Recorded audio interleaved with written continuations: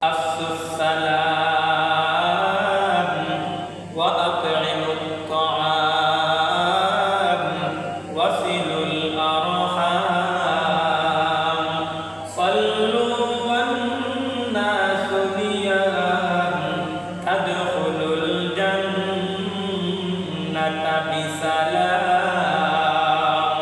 আল্লাহর নবী বলেন, ওরে উম্মত, চারটি আমল যদি করতে পারো রে, চারটি কাজ যদি করতে পারো, তাহলে এই চারটি আমলের কারণে কাল কিয়ামতের ময়দানে যেই বান্দা দুনিয়ার মধ্যে এই চারটি কাজ করতে পারবে, আমার আল্লাহ এই বান্দাকে জান্নাতের মধ্যে সহজে প্রবেশ করে দিবেন। আল্লাহর নবী বলেন, ওরে উম্মত, এক নম্বর হলো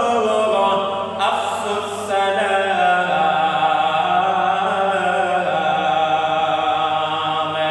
সালামের প্রচার করা। আল্লাহর নবী বলেন, দুনিয়ার মানুষেরা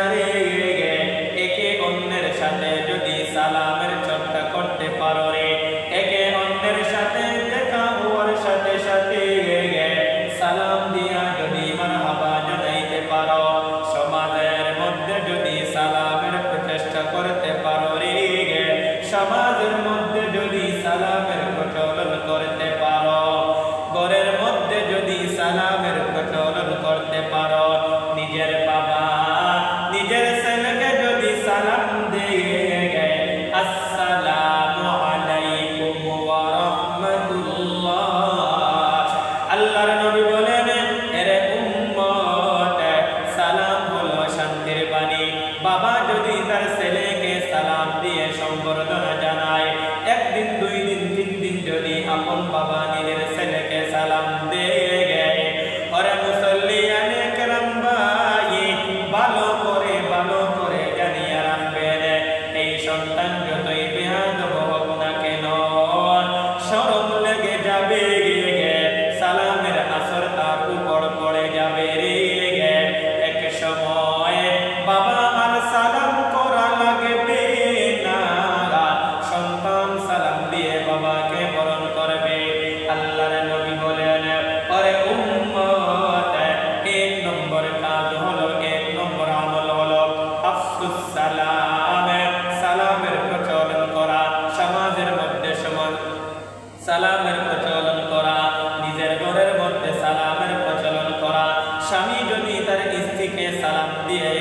স্ত্রী যদি তার স্বামীকে সালাম দিয়ে বরণ করে, স্বামী ঘর থেকে বের হওয়ার সময় স্ত্রীকে যদি শান্তির বাণী শুনাইয়া দেয়, সালামটা জানাইয়া দেয়, স্ত্রী যদি আবার স্বামী ঘরের মধ্যে ঢুকতে দেরি সালাম দিয়ে যদি বরণ করে দেয়, দুইজনের মধ্যে সম্পর্ক ভালো হয়ে যাবে, দুইজনের মধ্যে সম্পর্ক দীর্ঘ হয়ে যাবে, দুইজনের মাঝে ভালোবাসা গাঢ় হয়ে যাবে। আল্লাহর নবী বলেন, ওরে উম্মত, সালামের প্রচলন করো রে, সালামের প্রচলন যদি করতে পারো, দুশমন তোমার বন্ধু হয়ে যাবে, তোমার ছেলে তোমার বাধ্য হয়ে যাবে, তোমার অবাধ্য মেয়ে তোমার বাধ্য হয়ে যাবে, তোমার অবাধ্য স্ত্রী তোমার বাধ্য হয়ে যাবে। ওরে স্ত্রী, তুমি যদি তোমার স্বামীকে সালাম দিয়ে বরণ করতে পারো, স্বামী তোমাকে ভালো পায় না, স্বামী তোমার কথায় কান দেয় না, বেগানা নারীর সাথে ফোন করে, বেগানা নারীর সাথে সে দেখা সাক্ষাৎ করে। আল্লাহর নবী বলেন, ওরে উম্মত, স্বামীকে যদি তুমি সালাম দিয়ে বরণ করতে পারো রে, একদিন, দুই দিন, তিন দিন, এই শান্তির বাণী শোনানোর কারণে আমার আল্লাহ স্বামী স্ত্রীর মধ্যে